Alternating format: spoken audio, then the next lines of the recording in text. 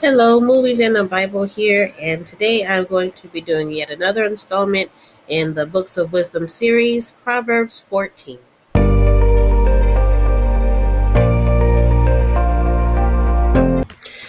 Okay, so for Proverbs 14, some things to ponder before we get started are what are some principles that we should have as Christians, and how should we be conducting ourselves?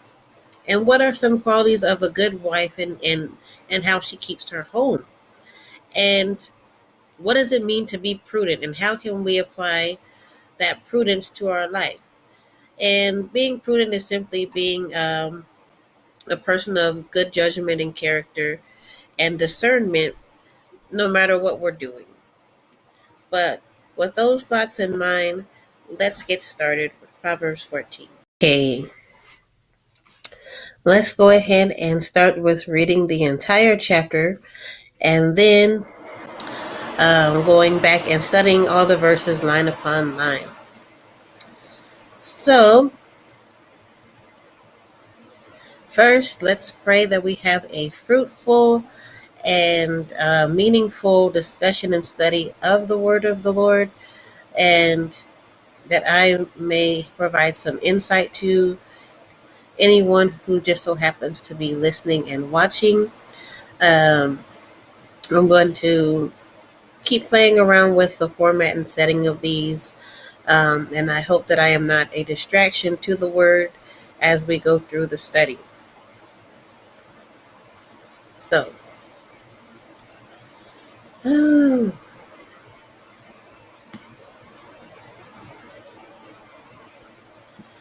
Proverbs 14, verse 1. A wise woman builds her house, but fools pulls it down with her hands. He who walks in his uprightness fears the Lord, but he who is perverse in his ways despises him. In the mouth of a fool is the rod of the pride, but lips of the wise will preserve them.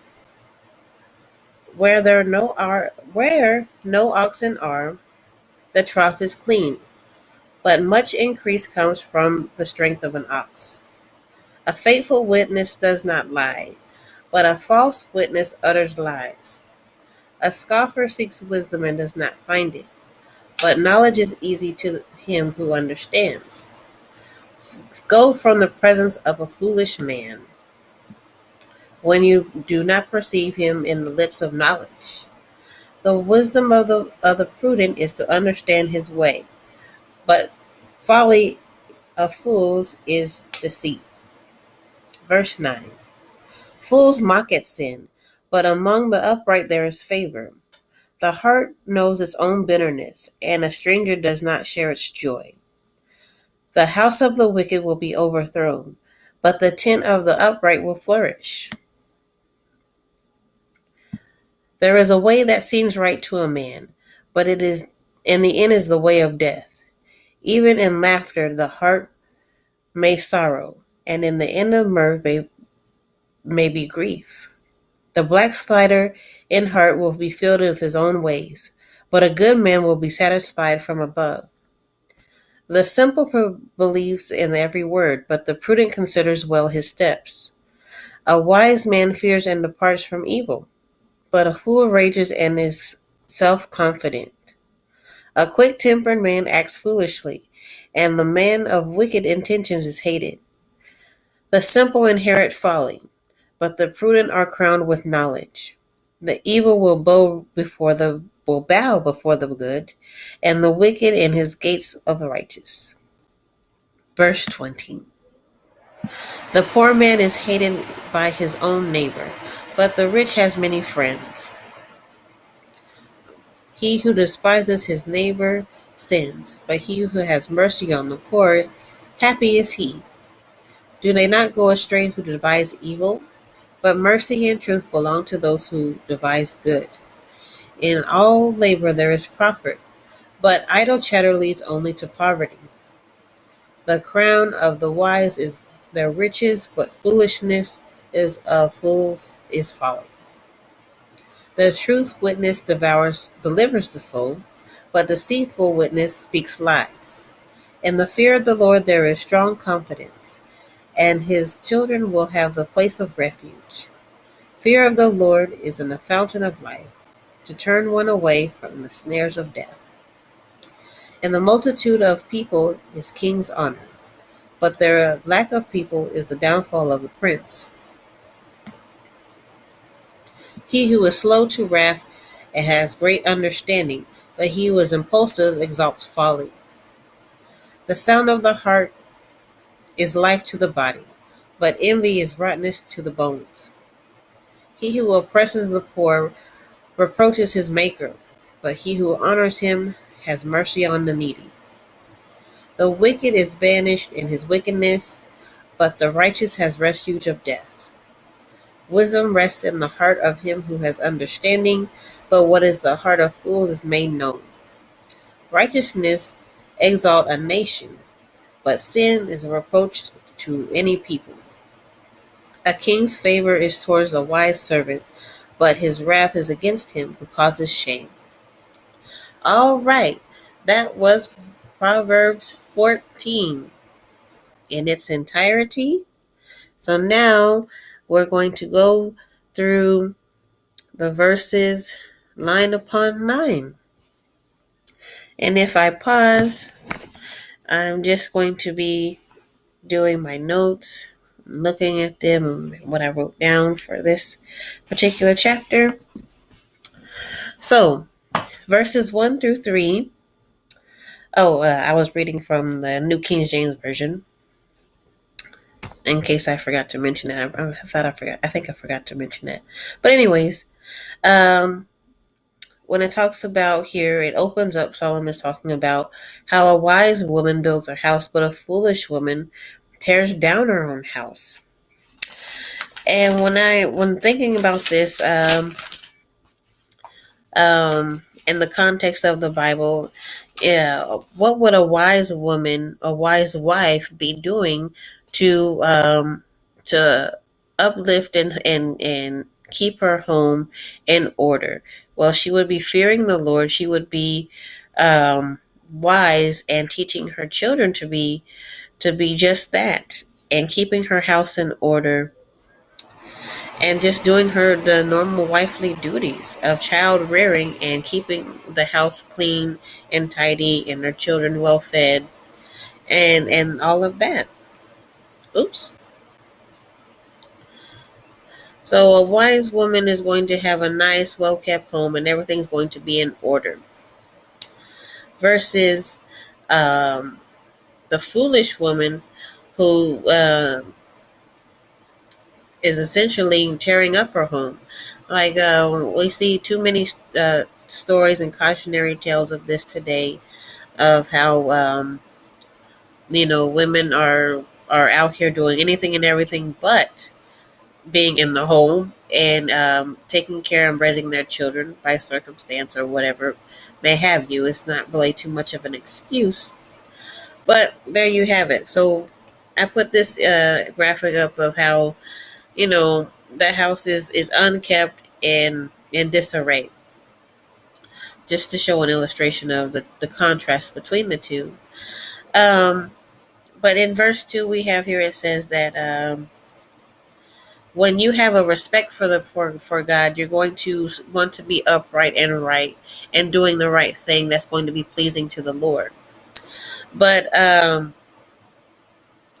a wicked person, a person who's trying to just snake their way through life, is not going to want to hear any of the correction and teaching that God has. They have their own mind made up about how they're going to live their life. We have a lot of that going around now. Everybody has an opinion on what's right and wrong and all of that foolishness.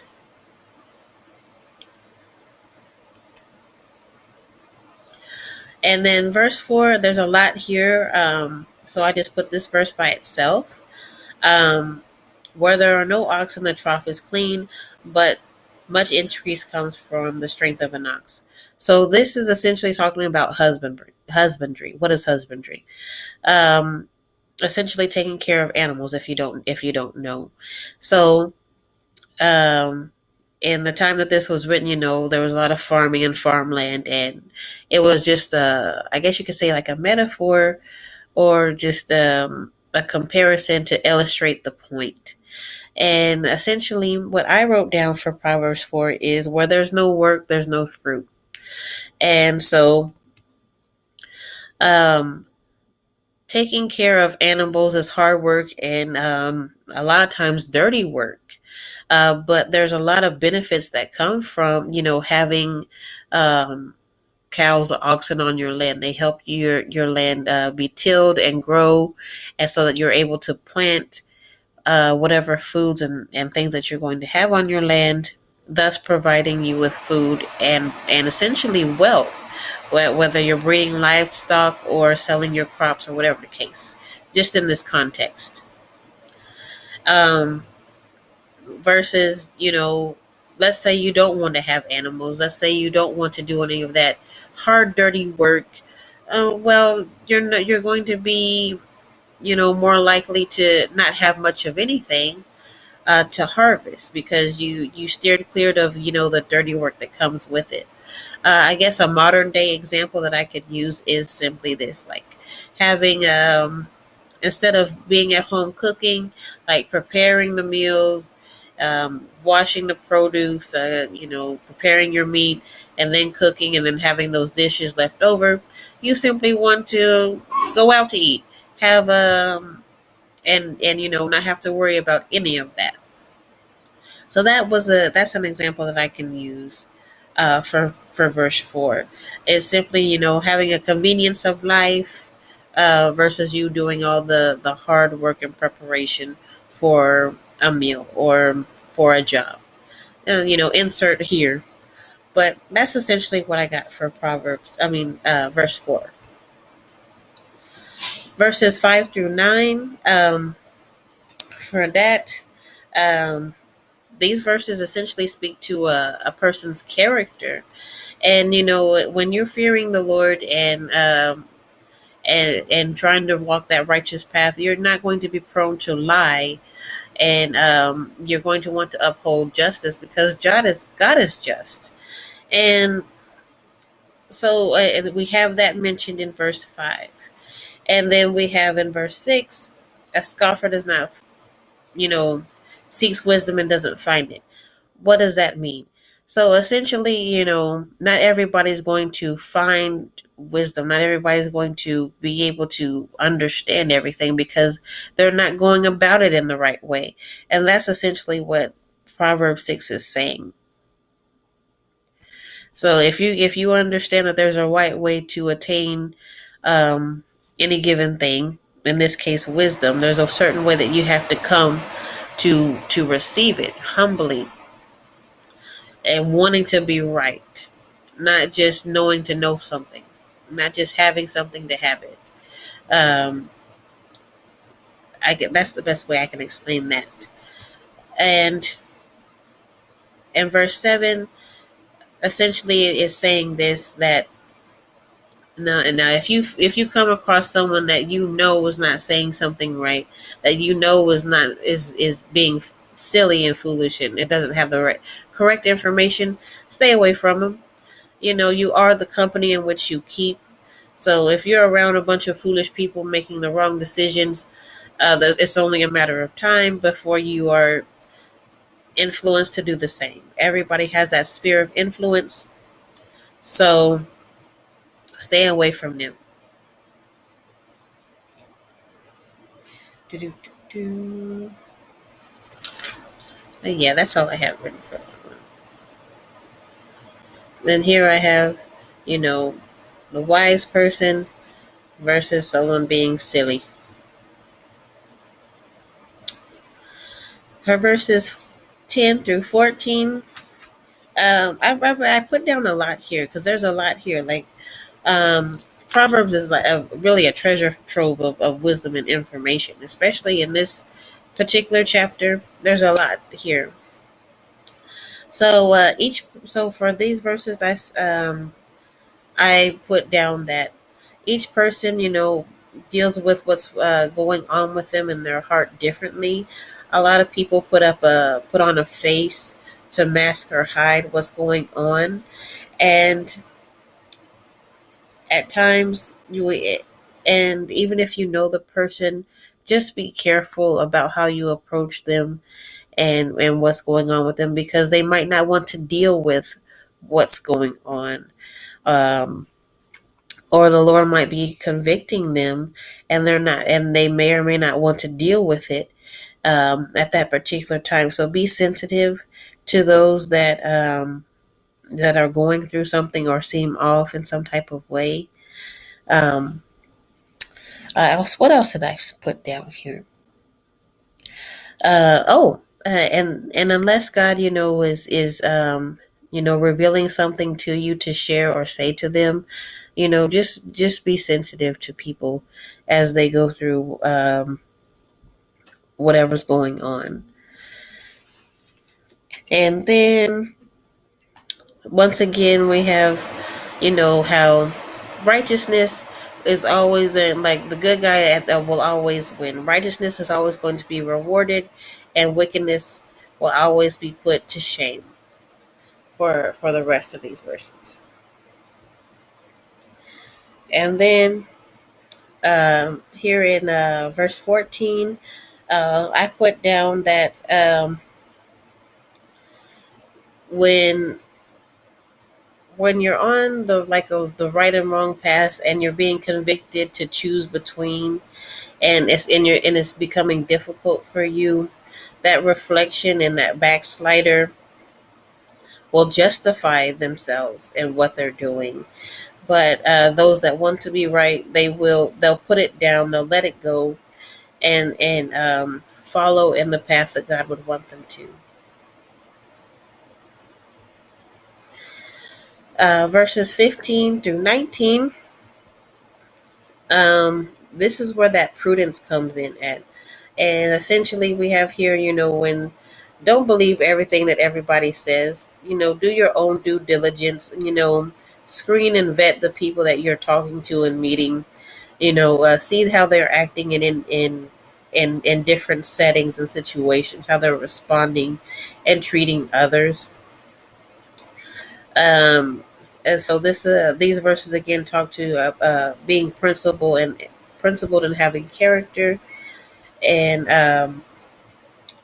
that's just a little bit of it. And when you're doing your due diligence and utilizing wisdom when dealing with things, you're more likely to be blessed. You're going to be blessed versus the wicked person, as we see here. A wicked person is going to be hated. They're going to, experience some type of disaster or trouble. And in verse 19, which I found interesting, is that, it's, I hate to use these sayings, but what comes to mind is every dog has its day. So, um, when we're watching a movie and the bad guy, we've caught the bad guy, and we have a chance to really give it to them or give them what they deserve, but we show them kindness and mercy, give them a chance to correct their wrongs. Some people who are doing wrong, take that chance to repent and turn from their ways, and others just keep on going. And that's what I kind of thought of when I was looking at verse 19. But essentially, the all evil will answer to those who have been done wrong in some way, shape, or form. And I put Charlotte's Web here is because it's a good example of being merciful.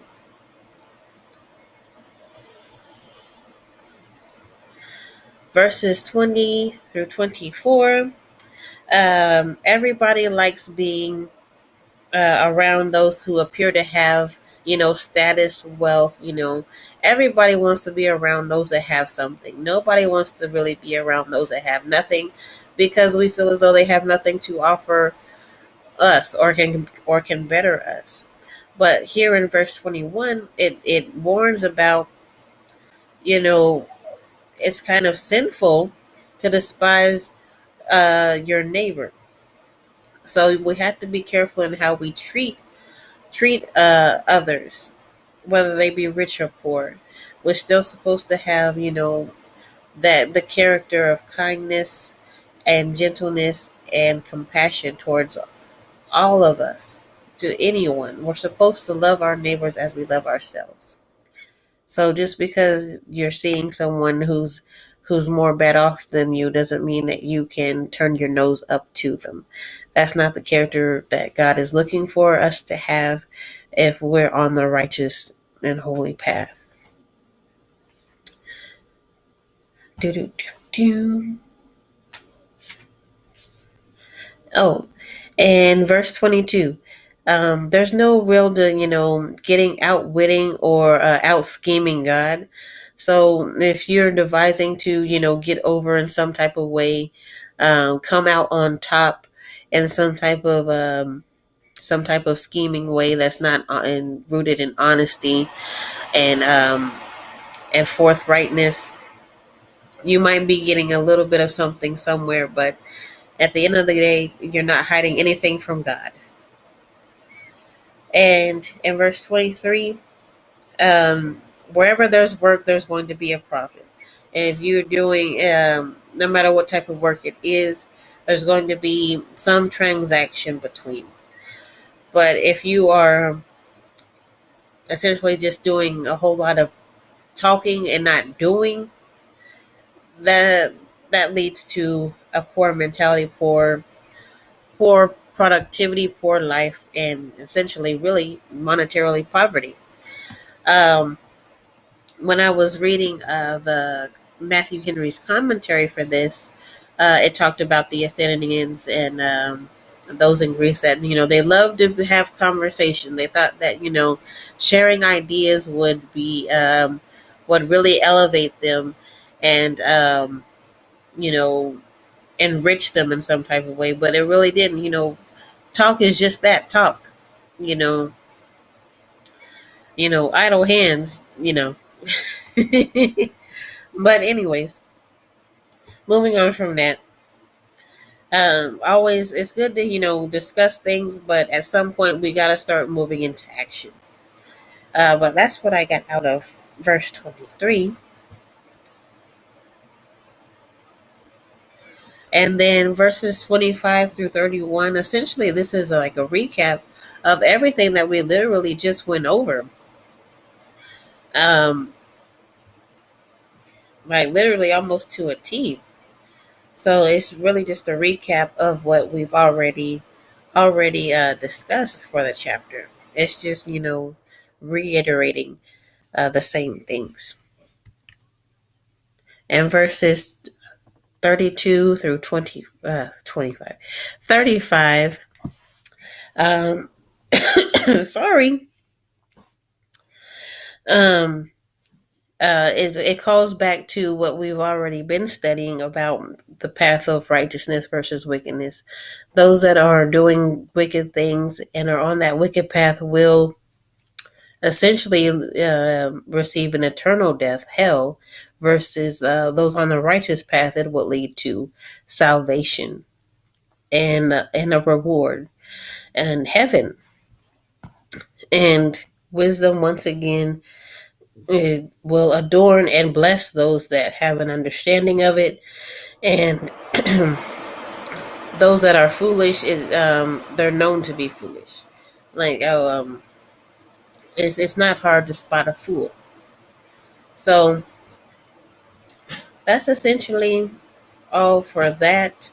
And then verse 35, when it talks about the king's favors towards a wise servant. Like if you have wise counsel and have that sphere of people around you that can counsel you and help elevate and exalt you into being better, um, you're going to favor that person. That's going to be someone that's going to be well liked, that you're going to want to be around, versus a person that embarrasses you, whether coworker, family member, friend, whomever. You're going to be upset with that person.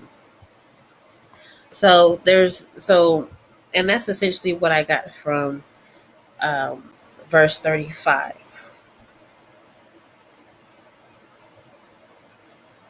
So the takeaway for chapter 14 of Proverbs is, the